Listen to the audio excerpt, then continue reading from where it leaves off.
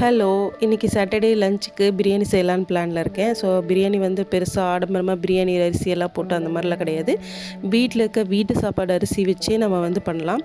Mostly வந்து பார்த்திங்கன்னா, ஒரு 2 வெங்காயம், அதுக்கப்புறம் வந்து கொஞ்சம் மல்லித்தழை, தக்காளி இதெல்லாம் ஆஸ் யூசுவலாக நம்ம வீட்டில் இருக்கிறது தான்.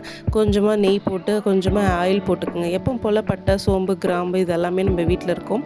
ஸோ ஜஸ்ட் அதை மட்டும் நீங்கள் ஆட் பண்ணி வெங்காயம் எல்லாம் போட்டுருங்க. வெங்காயம் நல்லா வதங்கட்டுங்க. ஏன்னா இது வந்து ஆடம்பரம் இல்லாத பிரியாணி. நம்ம பிரியாணி சாப்பிடணும் அப்படின்னு தோணும்போது உடனே நம்ம ரெடிமேடாக டக்குன்னு ஒன் பாட் ரைஸாக செய்யக்கூடிய பிரியாணிங்க இது. ஸோ ஃப்ளேவரெல்லாம் அப்படியே தான் இருக்கும். ஆனால் என்ன வீட்டு சாப்பாடில் செய்வோம், இருக்கிற பொருளை போட்டு செய்வோம். ஸோ இதில் வந்து நான் பார்த்திங்கன்னா, இன்றைக்கே நான் புதினாவெல்லாம் எதுவுமே போடல. இதில் வந்து பிரியாணி மசாலா, மஞ்சத்தூள், காஷ்மீரி மிளகாத்தூள், கொஞ்சம் கறி மசாலா இதெல்லாம் போட்டு அதுக்கப்புறம் பிரியாணி மசாலா அப்படி போட்டுருங்க. ஸ்பெசிஃபிக்காக இதுதான் மசாலாலாம் எதுவுமே கிடையாது. எல்லா மசால் கொஞ்சம் கொஞ்சம் போட்டால் போதும். ஸோ இந்த மசாலாலாம் போட்டு நல்லா வதங்கினதுக்கப்புறம் அப்படியே கூடவே வெங்காயத்து கூடயே வந்து இந்த மல்லித்தலையும் போட்டு சேர்த்துருங்க. ஏன்னா எங்கிட்ட புதினா கிடையாது. அப்புறம் இஞ்சி பூண்டு வந்து நான் எப்போவுமே அரைச்சி பாக்ஸில் போட்டு வச்சுருப்பேன். ஸோ அதில் வந்து பார்த்திங்கன்னா, நீங்கள் வந்து பச்சை மிளகா போட்டு அரைச்சி வச்சிட்டிங்கன்னா ஃப்ளேவர் மாறவே மாறாது. அதுக்கப்புறம் வந்து தக்காளி எல்லாம் போட்டு அப்படியே வதக்கிங்க. பச்சை மிளகா வந்து கட் பண்ணி போடாதீங்க, அப்படியே போட்டு வதக்கிடுங்க. ஏன்னா பச்சை மிளகா வந்து கட் பண்ணி போட்டிங்கன்னா ரொம்ப காரமாக தெரியும். ஸோ அதை அப்படியே நீங்கள் போட்டுக்குங்க. போட்டு நல்லா வதங்கி ஒரு 2 ஸ்பூன் வந்து ஹோம்மேடு தயிர் தாங்க, நல்லா புளிக்கும். ஸோ அந்த தயிரையே ஒரு 2 ஸ்பூன் போட்டு நல்லா வதக்கி விட்ருங்க. ஏன்னா புளிப்புக்கு நமக்கு வந்து பிரியாணியில் புளிப்பு வேணும் இல்லையா, அதனால் தயிர் ஆட் பண்ணுறோம். ஸோ தயிர் ஆட் பண்ணதுக்கப்புறம் வந்து பார்த்திங்கன்னா, நல்லா வந்து தண்ணி வந்து நான் ஹாட் வாட்ரு ஒரே ஒரு செம்பு ஊற்றிருக்கேன். 1 1/2 படி அரிசிக்கு ஒரு செம்பு தண்ணி தான் ஊற்றிருக்கேன். அது நல்லா கொதி விட்டுருச்சுங்க. அதுக்கப்புறம் வந்து அரிசி நல்லா வடித்து கையில் எழுதி போடுங்க, அப்படி எடுத்து கொட்டாதீங்க. அதுக்கப்புறம் அப்படியே போட்டுட்டு ஒரு 2 விசில் மட்டும்தாங்க நான் விடுறேன்.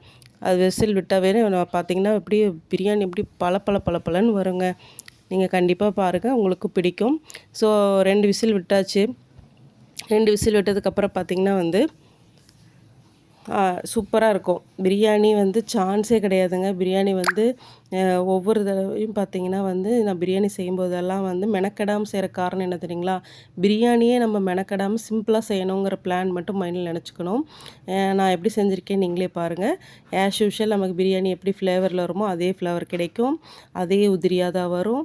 அதே மாதிரி உங்களுக்கு பாருங்கள், பீஸ் எல்லாம் அப்படி பளபளன்னு இருக்கும். அதே ஃப்ளேவர் தாங்க வரும். ஆனால் நீங்கள் இதில் பாருங்கள், மெனக்கெட்டுருக்கவே மாட்டீங்க. எப்பவும் போல் வீட்டில் இருக்கிறத போட்டு தான் நீங்கள் செஞ்சுருப்பீங்க.